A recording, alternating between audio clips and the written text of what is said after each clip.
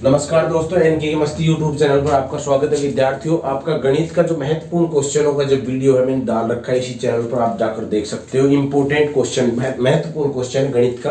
अब मैं आपको एक वीडियो विज्ञान का महत्वपूर्ण क्वेश्चनों का वीडियो बनाने जा रहा हूं, तो वीडियो को लाइक करें, ज्यादा से ज्यादा वीडियो को लाइक करें, शेयर करें अपने दोस्तों के साथ, और चैनल पर नए हो तो चैनल को सब्सक्राइब करना न भूलें। अभी महत्वपूर्ण क्वेश्चन क्या है आपके सामने जो है, देखिएगा। महत्वपूर्ण क्वेश्चन आंसर ही करा देता हूं मैं, ताकि आपको भी ये लगे कि भाई ये किस प्रकार से क्वेश्चन आता है। टॉपिक वाइज क्लासें हैं आपकी, पहले से मैंने ले रखी है। पूरा का पूरा सिलेबस, टॉपिक वाइज सिलेबस आपका करवा रखा है इसी चैनल पर। आप प्लेलिस्ट में जाकर देखोगे तो आपको टॉपिक वाइज जो भी टॉपिक आपके समझ नहीं आ रहा वो टॉपिक आप समझ सकते हो। परंतु अब इस वीडियो में केवल और केवल महत्वपूर्ण क्वेश्चन आपको पढ़ाए जाएंगे। तो उनमें से पहला महत्वपूर्ण क्वेश्चन क्या है, देखिएगा। क्वेश्चन नंबर 1 है विद्यार्थियों, भौतिक परिवर्तन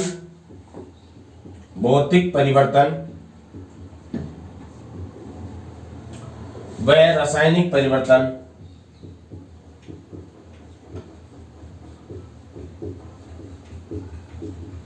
में अंतर लिखें।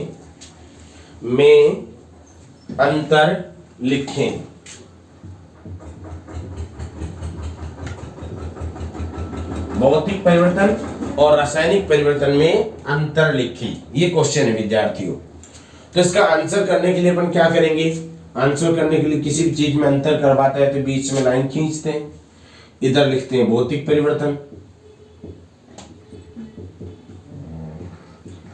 और इसमें लिखते हैं रासायनिक परिवर्तन।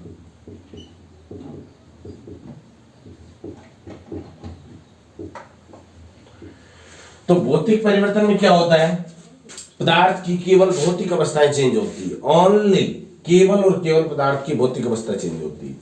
इसमें नंबर 1, इसमें पदार्थ की भौतिक अवस्था, विद्यार्थी भौतिक अवस्था कौन कौन सी होती है? भौतिक अवस्था है ताप है, दाब है, आयतन है, ये भौतिक अवस्था है। ये तो बदलती है, भौतिक अवस्थाएं तो बदल जाती है, परंतु रासायनिक गुण व संगठन नियत रहता है। परंतु रासायनिक गुण व संगठन नियत रहता है। नियत मतलब बदलता नहीं, फिक्स रहता है, नियत रहता है। समझ गए? ऐसा परिवर्तन जिसमें पदार्थ की भौतिक अवस्था तो बदल जाती है, परंतु रासायनिक गुण और संगठन क्या होते हैं, नियत रहते हैं, उसे क्या कहते हैं, भौतिक परिवर्तन कहा जाता है। जबकि रासायनिक परिवर्तन क्या होता है विद्यार्थियों, इसमें रासायनिक गुण और संगठन बदल जाता है। रासायनिक गुण व संगठन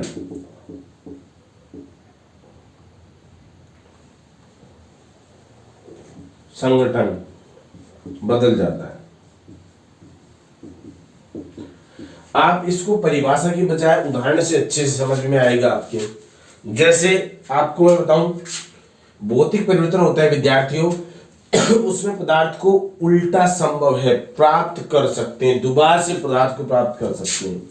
जैसे पानी से बर्फ बनना, पानी से बर्फ बना है तो बर्फ तो ठोस है और पानी क्या है, लिक्विड है। तो पानी से बर्फ बनाए तो भौतिक परिवर्तन कहलाएगा। और बर्फ से पानी बनाए, बन सकता है साहब, उल्टा संभव है सभी क्रिया में। लेकिन रासायनिक परिवर्तन में क्या होता है विद्यार्थियों, रासायनिक गुण और संगठन बदल जाते हैं, पदार्थ को वापस प्राप्त नहीं किया जा सकता है। जैसे दूध से दही बनना, दूध से दही बनता है तो क्या दही से दूध बन सकता है? नहीं बन सकता है। लोहे पर जंग लगना, लोहे पर जंग लगना, ये सब किसके उदाहरण है, रासायनिक परिवर्तन। तो रासायनिक परिवर्तन वह परिवर्तन जिसमें पदार्थ के रासायनिक गुण बदल जाते हैं और रासायनिक परिवर्तन कहलाता है। जैसे दूध से दही बनना, लोहे पर जंग लगना इत्यादि। इसमें पदार्थ को दोबारा से प्राप्त नहीं कर सकते हैं। इसमें अभिक्रिया एक ही दिशा में चलती है, उत्क्रमणीय बोलते हैं जिसको, अनुत्क्रमणीय। इसमें जो अभिक्रिया होती है उत्क्रमणीय होती है, ठीक है, एक ही दोनों दिशाओं में चलती है। बर्फ से पानी बन गया, पानी से बर्फ बन गया। जिसमें भौतिक गुण बदल जाए, भौतिक परिवर्तन, रासायनिक गुण बदले, रासायनिक परिवर्तन। इसमें पदार्थ को उल्टा प्राप्त नहीं कर सकते, इसमें पदार्थ को उल्टा प्राप्त कर सकते हैं, इसमें पदार्थ को उल्टा प्राप्त कर सकते हैं, इसमें पदार्थ को उल्टा प्राप्त नहीं कर सकते, सॉरी। और इसमें अभिक्रिया है और अनुत्क्रमणीय होती है, इसमें अभिक्रिया है उत्क्रमणीय, दोनों दिशा में चलती है। ये आपका आंसर था पहले क्वेश्चन का। समझ में आया कि नहीं आया पहला क्वेश्चन? बताओ समझ में आया कि नहीं आया? तो पहला क्वेश्चन आपके सामने था जिसमें ये था कि भौतिक परिवर्तन किसे कहते हैं, रासायनिक परिवर्तन किसे कहते हैं। और अब आपके सामने जो है दूसरा प्रश्न ये आ रहा है, रासायनिक अभिक्रियाओं को संतुलित करना। भाई साहब आएगा एक सवाल, पहले बता दे रहा हूं, कोई नहीं रोक सकता इस सवाल को कि रासायनिक अभिक्रियाओं को संतुलित करना, रासायनिक अभिक्रियाओं को संतुलित करना। ये महत्वपूर्ण क्वेश्चन है, छपेगा 100% छपेगा, 99 भी नहीं 100%। देखिएगा कैसे आता है।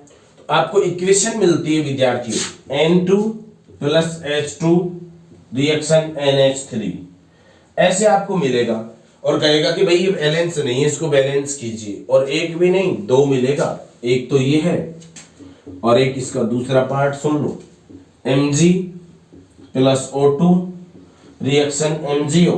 इस प्रकार से आपको अभिक्रियाएं मिलेगी, यानी कि आपको दो अभिक्रियाएं मिलेगी, चार भी मिल सकती है, आधा आधा नंबर में देगा तो एक एक नंबर में देगा तो दो अभिक्रियाएं मिल सकती है आपके पास।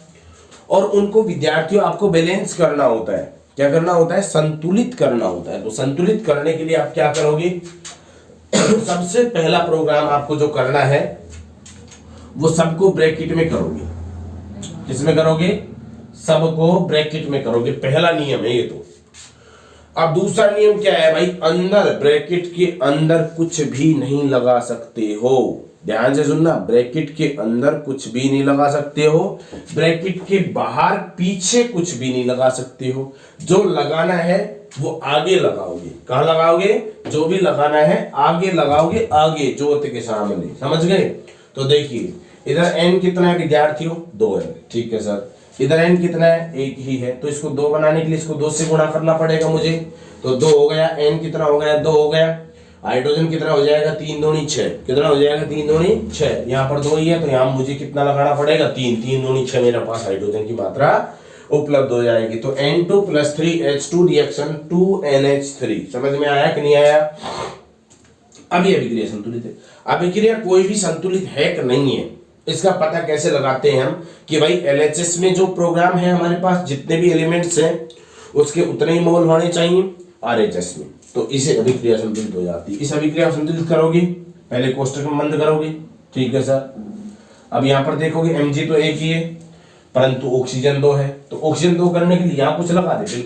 बिल्कुल नहीं लगा सकते हो यहाँ तो, क्योंकि आपको मैंने बता रखा है कि कोष्टक के अंदर और कोष्टक के बाहर पीछे कुछ नहीं लगा सकते हो। जो लगाना है कोष्टक के बाहर वो भी आगे लगाओगे, ठीक है। तो आगे लगाया तो Mg 2 हो गया, ऑक्सीजन भी 2 हो गया। Mg इधर 1 है, इधर ऑक्सीजन 2 है, तो इधर Mg के आगे 2 लगाते ही Mg 2 हो गया। ये हमारी अभिक्रिया संतुलित हो गई। और मैं एक आध उदाहरण और ले लेता हूँ आपके सामने, क्वेश्चन को यही रहने दो और एक दो एग्जाम्पल और ले लेता हूँ जिसमें आपको अच्छे से क्लियर हो जाएगा ताकि अभिक्रियाओं को संतुलित कैसे किया जाता है। देखिएगा हमारे पास एक अभिक्रिया है जिसमें है Na plus Cl2 reaction NaCl, sodium chloride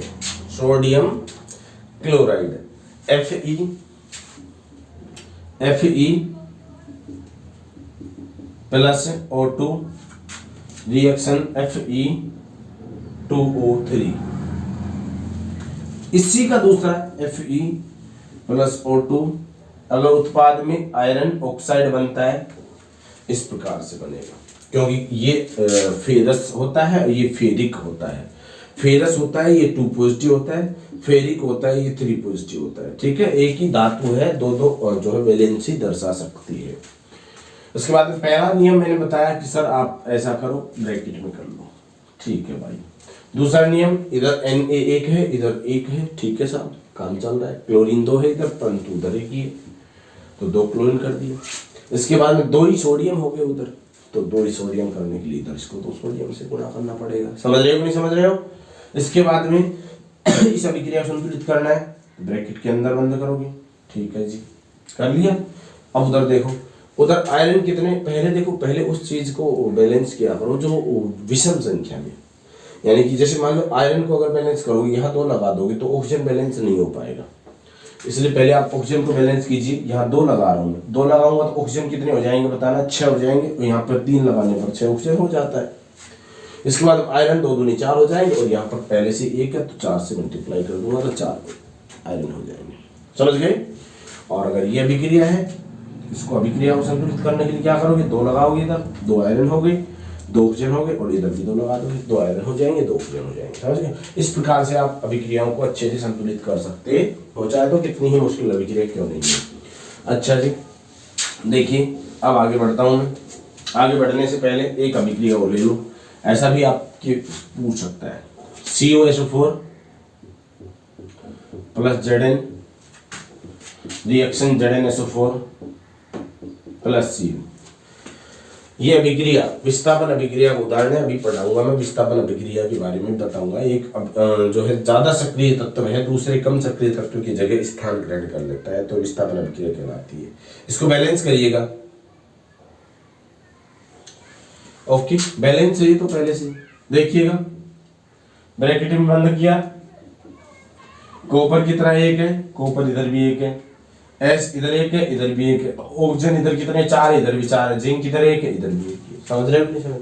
तो कुछ अभिक्रियाएं ऐसी होती है जो पहले से बैलेंस होती है, उसके बाद में आप जो है उस अभिक्रिया को बैलेंस करने की जरूरत नहीं पड़ती है। तो ये था मेरा दूसरा सवाल। अब आता है मेरे पास तीसरा सवाल, क्वेश्चन नंबर 3। क्वेश्चन नंबर 3 सुनिएगा ध्यान से, एक एक क्वेश्चन आपको पढ़ाएंगे। संयोजन अभिक्रिया, ध्यान से समझना, आया हुआ क्वेश्चन है बोर्ड में, 2014 में आया था, देख लेना आप चाहे। संयोजन अभिक्रिया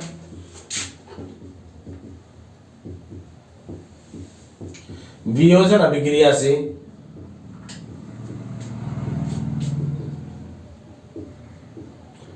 कि विपरीत होती है, विपरीत होती है, बोल रहा है ऐसा तो उदाहरण देकर समझाओ, उदाहरण देकर समझाइए, ये सवाल है अपने पास। संयोजन अभिक्रिया है वो वियोजन अभिक्रिया की विपरीत होती है, उदाहरण देकर के समझाइए। तो ये क्वेश्चन हमारे पास इस प्रकार से है। तो हम क्या करेंगे, सबसे पहले तो हम अंतर देखेंगे, संयोजन और वियोजन में क्या अंतर है। तो संयोजन अभिक्रिया वियोजन अभिक्रिया की विपरीत होती है, समझाइए। तो सबसे पहले यहां लिखेंगे संयोजन अभिक्रिया, ऐसी अभिक्रिया विद्यार्थियों जिसमें 2 या 2 से अधिक तत्व जुड़ करके एक यौगिक का निर्माण होता है, संयोजन अभिक्रिया कहलाती है। और वीडियो को सब्सक्राइब जरूर कर दीजिए, लाइक आप करो तो अच्छा लगता है तो करिए, नहीं तो मत करिए। वीडियो को सब्सक्राइब जरूर ज्यादा से ज्यादा अपने मित्रों के पास शेयर कीजिए, सब्सक्राइब कीजिए। संयोजन अभिक्रिया है वो क्या होती है, देखिए, ऐसी अभिक्रिया जिसमें 2 या 2 से अधिक तत्व जुड़ करके एक यौगिक बनता हो। देखिए Mg plus O2 reaction MgO, 2 से 1 बन गया कि नहीं बना, संयोजन अभिक्रिया है। 2 से 1 बना है का मतलब संयोजन अभिक्रिया है। ये लो साहब 2, ये लो साहब 2, संतुलित करने के लिए, तो ये तो संयोजन अभिक्रिया है। और वियोजन अभिक्रिया एक्चुअली क्या होती है, इसको देखिएगा, वियोजन अभिक्रिया CaCO3 है मेरे पास, अगर इसको टेम्परेचर देते हैं अपन तो CaO प्लस CO2 में बदल जाता है। तो ये देखो 2 से 2 बन गया, 1 से 2 बन गया है, दाब देने पर 1 से 2 बन गया है का मतलब कौन सी अभिक्रिया है, स्पष्ट हो रहा है, वियोजन अभिक्रिया साहब। तो ऐसी अभिक्रिया जिसमें 2 या 2 से अधिक तत्वों से एक यौगिक का निर्माण होता है तो वो तो संयोजन अभिक्रिया कहलाती है। और ऐसी अभिक्रिया जिसमें एक जो है यौगिक को ताप देने पर 2 या 2 से अधिक तत्वों में टूट जाता है तो उसे क्या कहलाती है, संयोजन अभिक्रिया कहलाती, वियोजन अभिक्रिया कहलाती है। इससे स्पष्ट होता है कि संयोजन अभिक्रिया है वो वियोजन अभिक्रिया की जस्ट अपोजिट होती है, जस्ट विपरीत होती है। बात समझ में आई कि नहीं आई? संयोजन अभिक्रिया वियोजन अभिक्रिया की जस्ट उल्टी होती है, क्यों? तो इसका आंसर है आपके पास है। संयोजन अभिक्रिया में दो या दो से अधिक तत्वों को जोड़ करके एक यौगिक का निर्माण होता है, उसे जोड़ करके एक बनता है, एक से दो बनता है। तो मतलब संयोजन में दो से एक बना जुड़ा है, तो वियोजन में उल्टा हो रहा है, तो इसकी विपरीत तो होगी होगी। उदाहरण आपके पास ये है, और भी उदाहरण आप ले सकते हो। Zn plus Cl2 reaction ZnCl2 है ना। इधर अगर आप उदाहरण लेना चाहते हो NaCl रिएक्शन विद्युत धारा, जरूरी नहीं था आप देने पर टूटे, विद्युत धारा ये भी बता देता हूँ, अभी रुको थोड़ा सा। Na plus plus Cl negative. तो मतलब ये वियोजन अभिक्रिया तीन प्रकार की होती है, एक तो ताप अपघटन, इसको अपघटन भी कहते हैं बच्चों। अपघटन और वियोजन एक ही बात है, ध्यान रखना इस बात का। और ताप अपघटन है, ये विद्युत अपघटन है, और ये प्रकाश अपघटन है, AgBr वाला फोटोसिंथेसिस। Ag में कन्वर्ट होएगा, Br में होएगा। प्रकाश अपघटन है, प्रकाश अपघटन अभिक्रिया। समझ में आया कि नहीं आया? प्रकाश अपघटन अभिक्रिया किसे कहते हैं?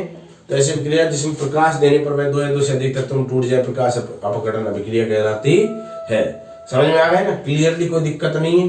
तो आपको संयोजन अभिक्रिया और वियोजन अभिक्रिया के बारे में अच्छे से पता चल चुका है। अब अगला क्वेश्चन आता है अपने पास। क्वेश्चन नंबर 4 अपना आता है विद्यार्थियों, इंपोर्टेंट क्वेश्चन है, ये भी आपका बहुत ही इंपोर्टेंट है। और क्वेश्चन क्या है सुनिए जरा ध्यान से।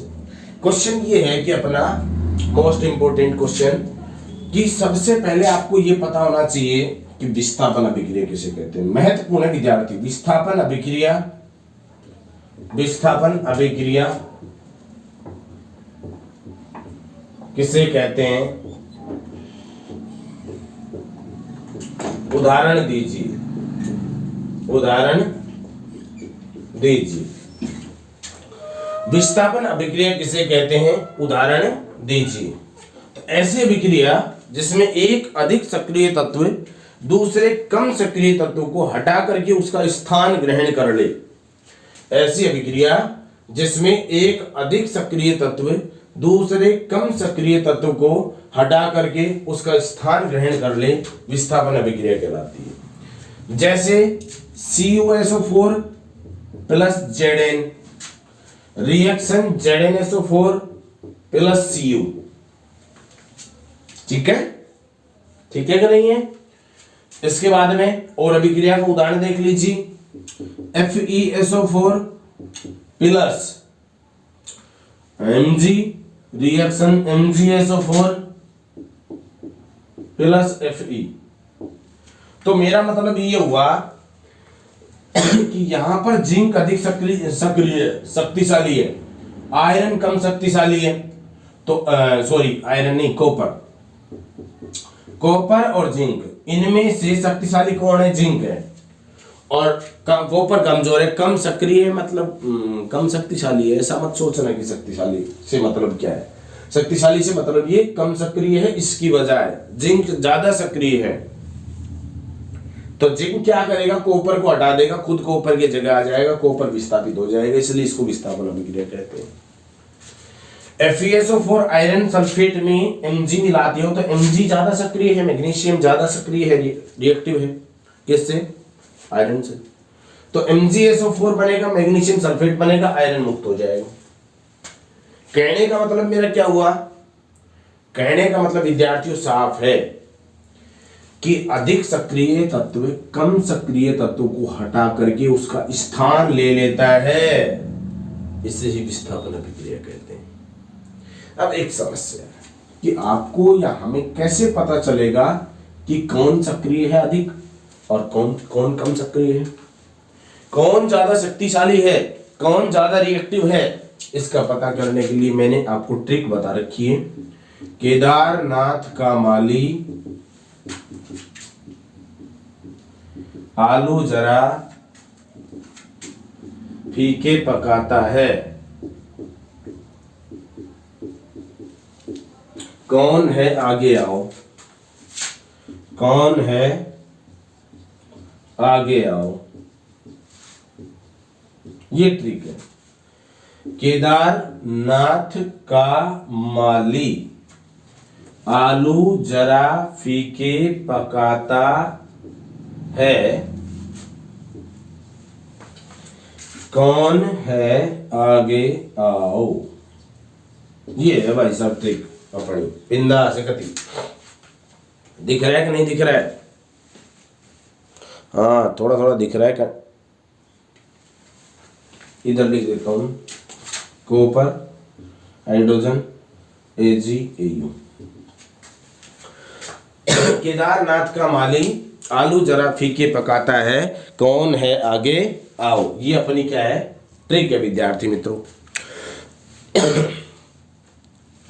तो इसमें आपको पता चलता है कि पोटेशियम सबसे ज्यादा सक्रिय, फिर सोडियम, फिर calcium, magnesium, aluminium, zinc, iron, lead Hg, copper hydrogen AgAu। Au मतलब सोना, Ag मतलब चांदी। ये कम सक्रिय विद्यार्थी, कम सक्रिय, इसलिए इसके आभूषण बनाए जाते हैं।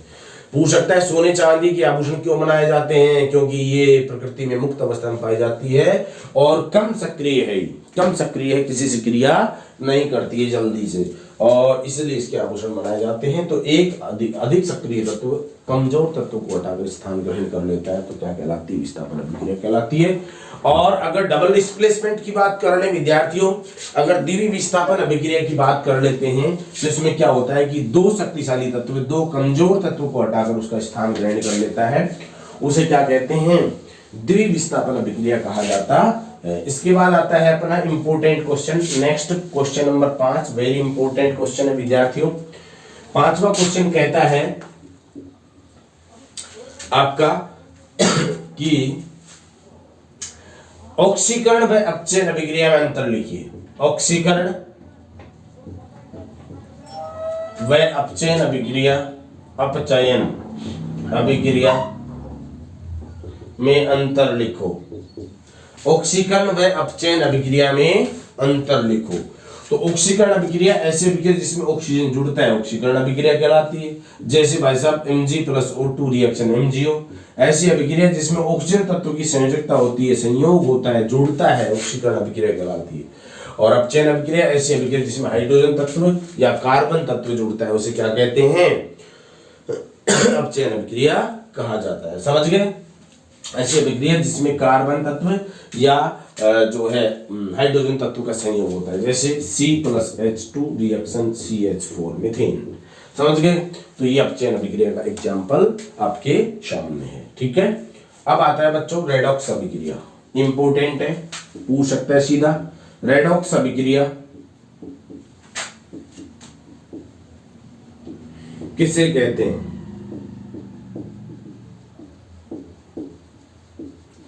रेडॉक्स अभिक्रिया किसे कहते हैं? उदाहरण दीजिए।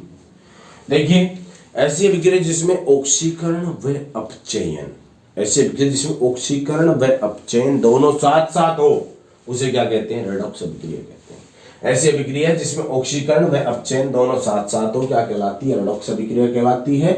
और भाई साहब रेडॉक्स अभिक्रिया कहलाती है तो आप सुन लीजिएगा, इसका आपके पास उदाहरण ये रहा Mg। एक मिनट रुकिए, फोन आ रहा है। अपन रेडॉक्स अभिक्रिया की बात कर रहे थे। तो रेडॉक्स अभिक्रिया किसे कहते हैं? ऐसी अभिक्रिया जिसमें ऑक्सीकरण व अपचयन दोनों साथ साथ वो रेडॉक्स अभिक्रिया कहलाती है। जैसे C+O2 reaction CO, carbon plus oxygen carbon dioxide. समझ गए?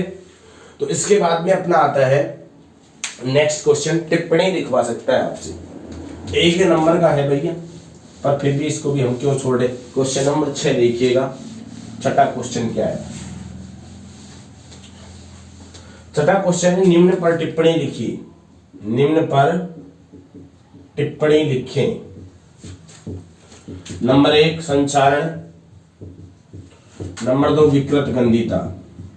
विकृत गंधीता तो भाई संचारण किसे कहते हैं? तो जब लोह युक्त कोई धातु है, आपकी लोह युक्त पदार्थ है, वो धीरे धीरे नमी या वायु के संपर्क में आता है, जल के संपर्क में आता है, तो धीरे धीरे संचारित होने लगता है। इस घटना को संचारण कहते हैं। अपक्षय होने लगता है, उसका जंग लगने लगता है उसके, तो इस घटना को क्या कहते हैं? संचारण कहते हैं। जैसे लोहे पर जंग लगना है ना, और भैया इसके बचने के उपाय महत्वपूर्ण है। बचने के उपाय, संक्षारण से बचने के क्या क्या उपाय हैं? तो इसके उपाय है नंबर 1 तो ये है भाई साहब, इसके तेल लगाओ, पेंट लगाओ, ग्रीस लगाओ, है ना। दूसरा है यदस लेपन करो, जो गैल्वेनाइजेशन है, महत्वपूर्ण है। यदस लेपन, यदस लेपन पूछा जा सकता है। गैल्वेनाइजेशन,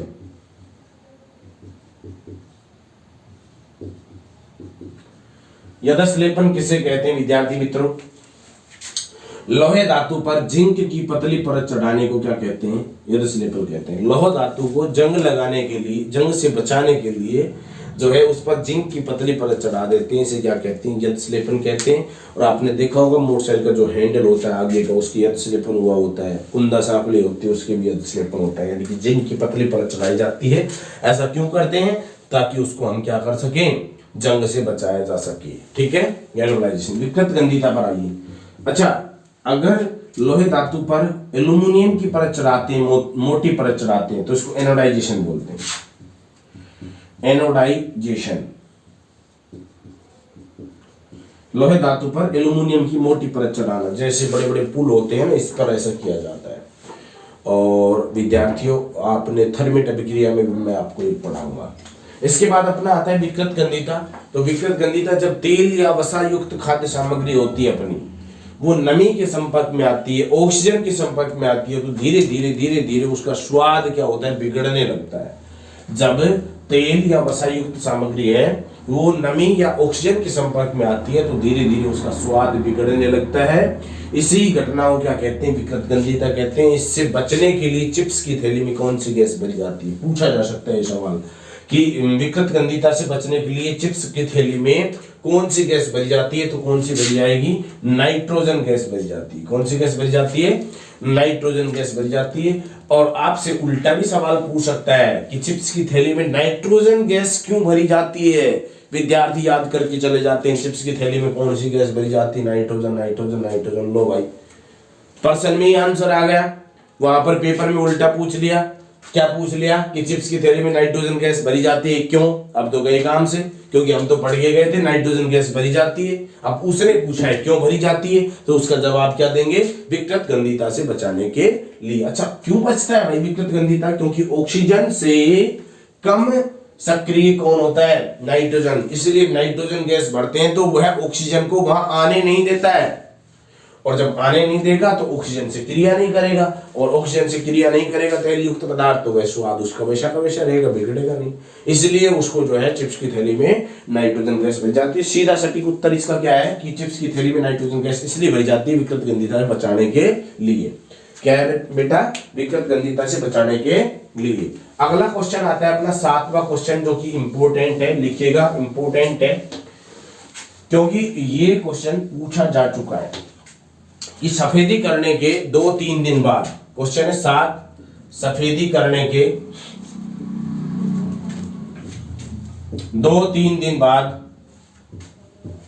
2-3 दिन बाद चमक आती है, क्यों?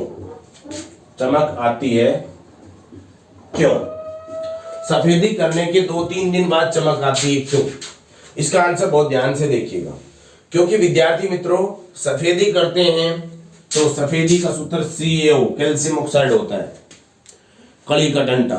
ऐसे ही तो रगड़ेंगे नहीं, बार रगड़ दिया लोग, इसमें पानी मिलाएंगे, फिर इसको छानेंगे, CaOH का उल्टवाइस मिलेगा।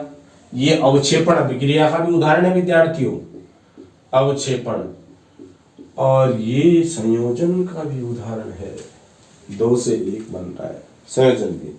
अवक्षेपण को समझ लो। पर अवक्षेपण अभिक्रिया किसे कहते हैं? ऐसी अभिक्रिया जिसमें अभिक्रिया के उत्पाद को, ये उत्पाद होता है, ये अभिकारक होते हैं, ऐसे अभिक्रिया जिसमें अभिक्रिया के उत्पाद को छानने के बाद कुछ अवशेष बचता है, उसे अवक्षेपण अभिक्रिया कहते हैं।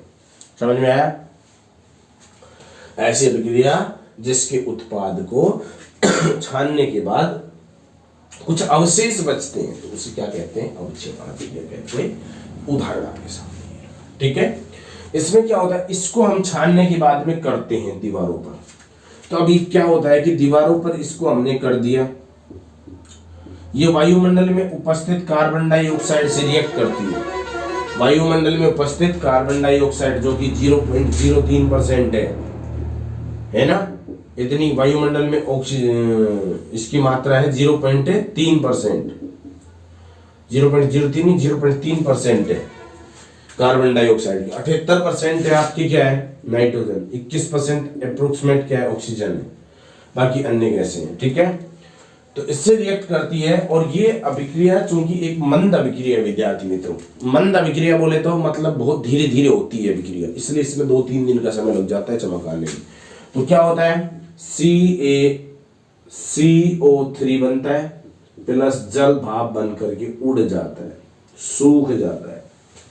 ठीक है, CaCO3 कैल्शियम कार्बोनेट, क्या नाम है कैल्शियम कार्बोनेट,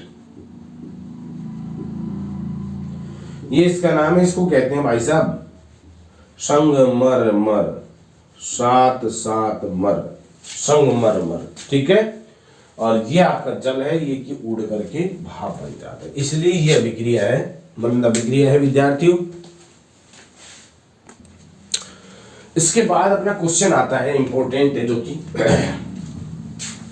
ये बात तो समझ में आई गई होगी भाई। पहला जो चैप्टर है उसमें मैंने महत्वपूर्ण क्वेश्चन कराए। आप देखो चैप्टर वाइज महत्वपूर्ण क्वेश्चन कर रहे हैं, टॉपिक वाइज तो हम पढ़ ही चुके हैं, अब चैप्टर वाइज हम महत्वपूर्ण क्वेश्चन पढ़ रहे हैं, जिसमें से हमारा पहला जो चैप्टर है इसमें से ये क्वेश्चन इंपॉर्टेंट बनने की पूरी पूरी प्रबल संभावनाएं व्यक्त की जा रही है।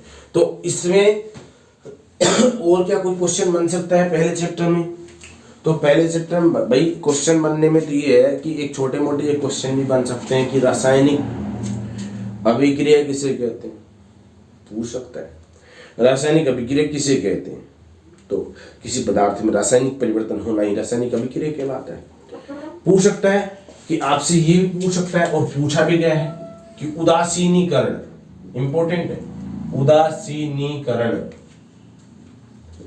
अभिक्रिया जो पहला चैप्टर है आपका, उनमें इनके बाहर कुछ नहीं बनेगा, पर ये एक क्वेश्चन और बन सकता है, इसके बाहर कुछ भी बनेगा नहीं पहले चैप्टर में जो मैंने क्वेश्चंस बनवाए। इस क्वेश्चन को पढ़ के चले जाना, पहला चैप्टर खत्म है, समझ लो। ये एक क्वेश्चन और एडिशनल जोड़ देता हूं मैं, इसके बाद में दूसरा चैप्टर का रिवीजन इसी तरीके से बिंदास तरीके से करवाऊंगा मैं, बढ़िया तरीके से। पहला चैप्टर का जैसे कराया, मुझे उम्मीद है कि आपके जरूर समझ में आया होगा। उदासीनीकरण अभिक्रिया किसे कहते हैं? ऐसी अभिक्रिया जिसमें एक अम्ल व एक क्षार मिलकर के लवण और जल का निर्माण करते हैं, उदासीनीकरण अभिक्रिया कहलाती है। ऐसी अभिक्रिया जिसमें एक अम्ल जानते हो, अभी दूसरे पार्ट में डिटेल से पढ़ाऊंगा। ऐसी अभिक्रिया जिसमें एक अम्ल और एक क्षार NaOH, जिसमें OH होता है वो क्षार होता है, जिसमें H होता है वो अम्ल होता है। सुन लीजिएगा, एक अम्ल व एक क्षार मिलकर के लवण और जल का निर्माण करता है, लवण और जल का निर्माण करता है, क्या कहलाता है? उदासीनीकरण अभिक्रिया कहलाता है। पूछा जा सकता है, उदाहरण भी पूछा जा सकता है, इसलिए इसको भी तुम ध्यान में रखना। और चैनल पर नए हो तो चैनल को सब्सक्राइब करना न भूलें, वीडियो को लाइक कीजिए। मिलते हैं अगले वीडियो में इसी दूसरे चैप्टर के साथ महत्वपूर्ण क्वेश्चनों में। Thank you.